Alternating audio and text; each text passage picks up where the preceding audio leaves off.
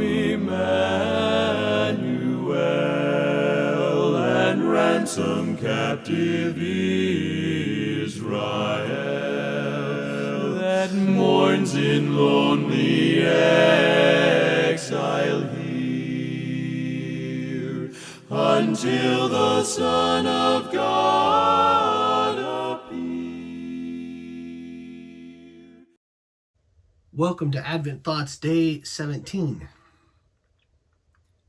If you're anything like me, occasionally you wake up in the middle of the night and you open your eyes and you have to go to the bathroom or something, and you swing your legs over the bed and you stand up and you realize, oh my God, it's pitch black. I can't see anything.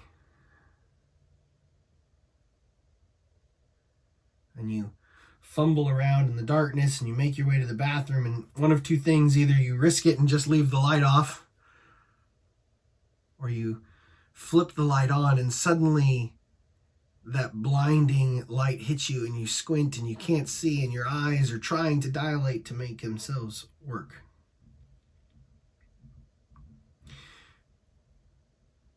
But every once in a while,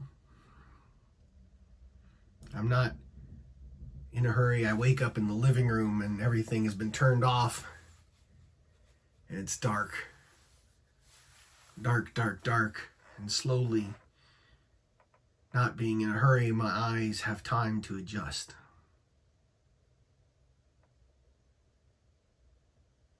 And they dilate and they open up, and slowly but surely I can see the subtle little things that are overpowered sometimes by the light.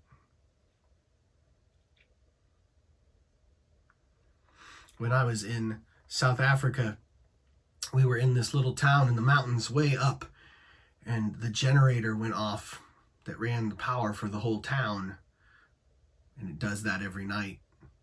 And at first I was terrified by how dark it was. You couldn't see more than, what seemed like a couple feet in front of your face, but slowly but surely, even in that darkest night, my eyes began to adjust until I could see. Not everything and not far, but I could begin to make out some things. Things that, because of all the light, had been blocked out. Suddenly the stars were what seemed like 5, 10, 15, 20-fold from what they had been.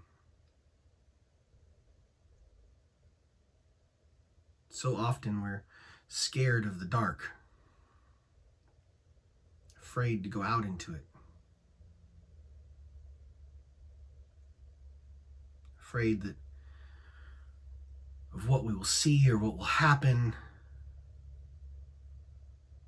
and we just stay obsessed with the light. If I just cover myself with lightness all the time, then I'll never have to be afraid of the dark.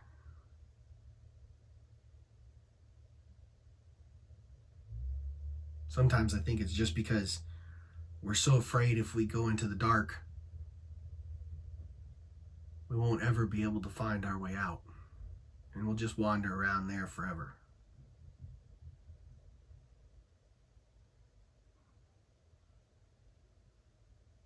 So it is that in Lent we are called to enter into the darkness. We even say in the beginning of the Christmas service, the people who wander in darkness have seen a great light. So we enter this Lent wandering in the darkness of our own lives. Now the fear is that we'll run afraid back into the light, hoping and wanting it. We are called in this season to dwell here for but a minute, to squint and see and hope, and know that our eyes will adjust, and that for the first time we might be able to see some things that we've never seen before.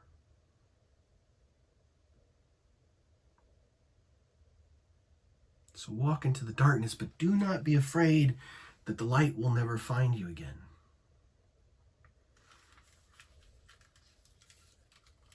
Slowly but surely, what will happen is that you will notice and you will find little cracks and crevices of light, and they will grow and they will happen, and your eyes will adjust, and then suddenly, because it cannot be moved away,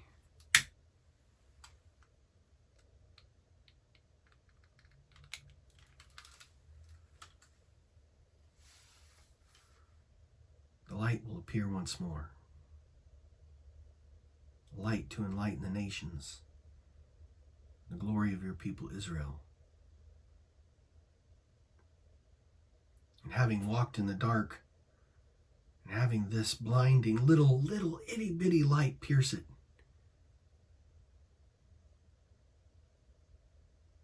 you will see things, or having seen things you never saw before, you will be able to walk again into this light a whole new way, a whole new person.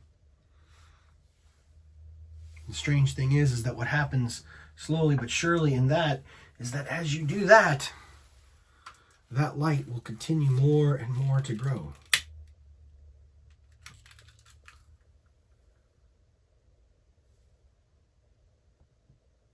Till the room is filled with light, and you are filled with light, and it can no longer be contained. Till you burst once forth out of the darkness into the great light of Christ. Y'all have a blessed Advent and have a blessed day. We'll see you tomorrow.